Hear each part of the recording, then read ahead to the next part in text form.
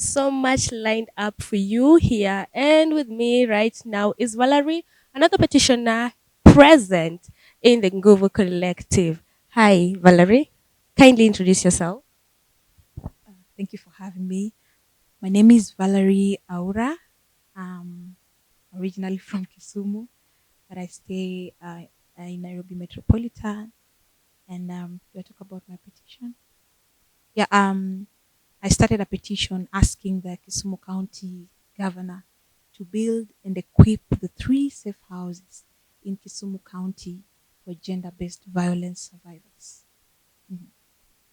So, safe houses, or why safe houses? How do you think that will save the problem of the GBV? Knowing that you always have a place to go to whenever anything happens, whenever you feel that you're not comfortable around the environment that you are in, is always kind of a solution, because when someone thinks you have somewhere to go, they will not even try to push you to go to where you have to go. And also, you see these gender-based violence cases are the ones that escalate to femicide. So why not rescue those who are already experiencing the toxic environment? They're already experiencing gender-based violence and they've survived. Why not rescue them instead of waiting to escalate to um, homicide? So when we get the safe houses, we know that the survivors can be supported, they can be away from the perpetrators, and not only physical gender-based violence survivors, also emotional, they are also financial, they're also the rape cases. It's still all about creating safe environment for survivors so that they can move away from the perpetrators. We can have their issues and cases solved at as they are secluded at a place where they get the psychosocial support, they get the economic empowerment and the sisterhood and connection that they need to rebuild their lives. That people don't want to go back to their violent or toxic environment. So why not get a place for them to help them as they rebuild their lives? I am a gender-based violence survivor, and I really struggled to get support after leaving the violent home and environment that I was in. And so I didn't know of any safe houses that existed in Kisumu County.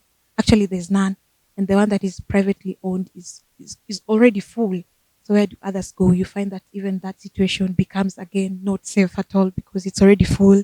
How do you know that others will not? So we need it's establishing and equipping. So when you equip, you also put security, you also put psychosocial support, you also put other amenities that will help gender-based violence survivors rebuild their lives. Yeah. So there is a lot of fear in people in Kenya.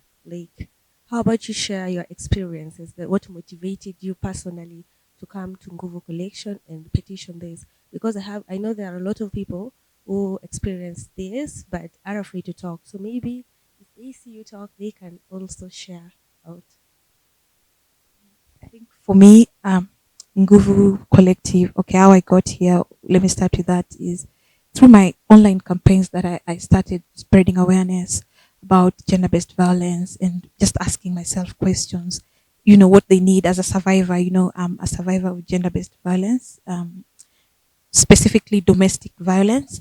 And so when I left home, and after undergoing all the struggles to try to rebuild my life and start my life again, I really struggled much, and I wondered, what if I come up with this petition asking? So first of all, I did research and realized, oh, so there were safe houses already commissioned to be built in Kisumu County. So why not fight for them to be built? And also, when I get enough resources, which I'm already on my way towards getting, I can also build my own safe house to rescue others, because we never hear voices of most survivors, especially men, because we have not normalized the conversation about talking on the various forms of violence that we experience, and especially men, people with disabilities, people, the queer community. So you see, when you build a safe space and safe houses for them, they're able to come out and you know realize that they're not actually alone.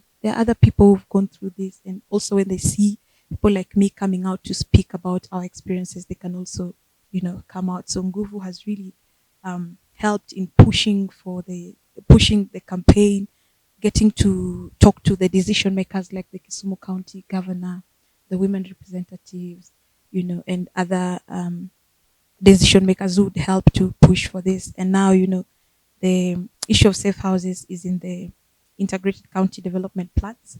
And we're still pushing to, pushing to see that the safe houses are established. And this will help create awareness about gender based violence that it exists. You can get safe spaces to go to, you can leave your toxic environment and find a place to go because most people would like to leave. But when you ask them, they don't have a place to go. So when you create for them space, that would really help. It will also help fight stigma because now you find a community, you find people who've gone through the same, you find support, and now you're not afraid anymore. So more people will come out. Yeah. So, how did you hear about Ngovo? Because for you to have this motivation, you had to know about Ngovo first. So I think initially what I had an idea of was change.org platform because of the petitions that were online, and I used to sign every other petition because so I just said that through my campaigns online, and then I got to see they put up an advert that they're looking for young change leaders who would like to drive change in the various communities. And I applied, I shared my story, and I shared what I really want to do, the issue of the safe houses, and I qualified. And yeah, now they are called Nguvu Collective. Yeah, initially it was change.org that I knew. So through that, then Nguvu Collective came, and another link came again, and I applied again, and I got put into the program again. There are more people uh, like you. Some are not yet even survivors. What advice can you give them right now that can create an impact to them? What should they do right now? The survivors. Oh, those who are experiencing the GBV. I first of all, I'd like to acknowledge that it's a very demeaning situation. It's a situation that will affect their mental health, and it's not an easy situation. But I'd just like to um, tell them that if they really find the courage to walk out from such toxic situations, and just listening to them. Sometimes you don't have to listen to other people. Listening to what your heart is telling you. What is it telling you? Can you leave that toxic situation? And if you don't have a place to go, is it possible to get safe contacts? I like saying safe because not everyone is safe. Because some of us, when we are seeking refuge from places we thought were safe, those are the places we got hurt the most. So I can also easily share my contact because I also have contacts for rescue centers that we try to help rescue survivors.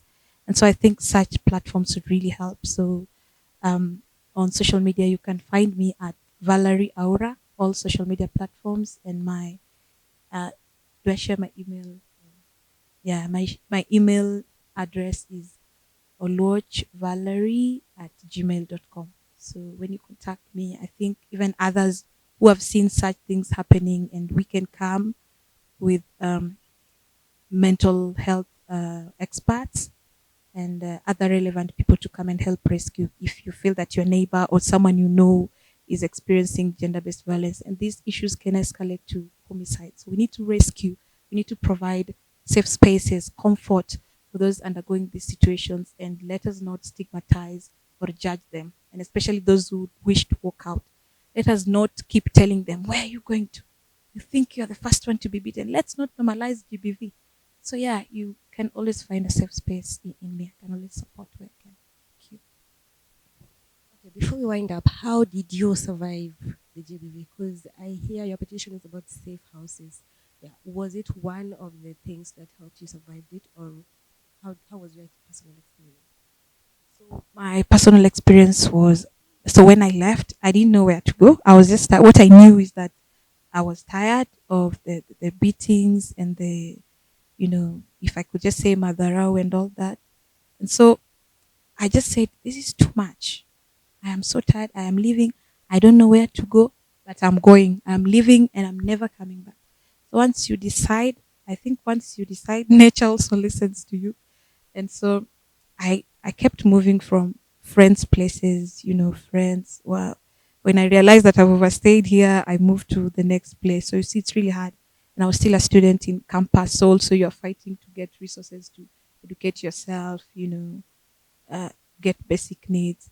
So I'd say that friends really helped, and a few strangers whom I was willing to share my story with. So that's why I don't encourage staying silent with your story, because once I shared, I really got people coming up to support. Yeah, don't worry, we'll always provide you with school fee, we'll always provide you with food, we can give you little jobs to do so that you can support yourself. But what I didn't really get was mental health support, because I was still undergoing the trauma was still there, and so it was really also expensive for me to afford the therapist. So that sector also should be looked into, but it wasn't really easy. It was moving and moving, and the talking really helped me survive actually. And right now, you see, I'm at my own place. I'm supporting my siblings as well, and I left home as a child. Thank you so much, Valerie, and all the best.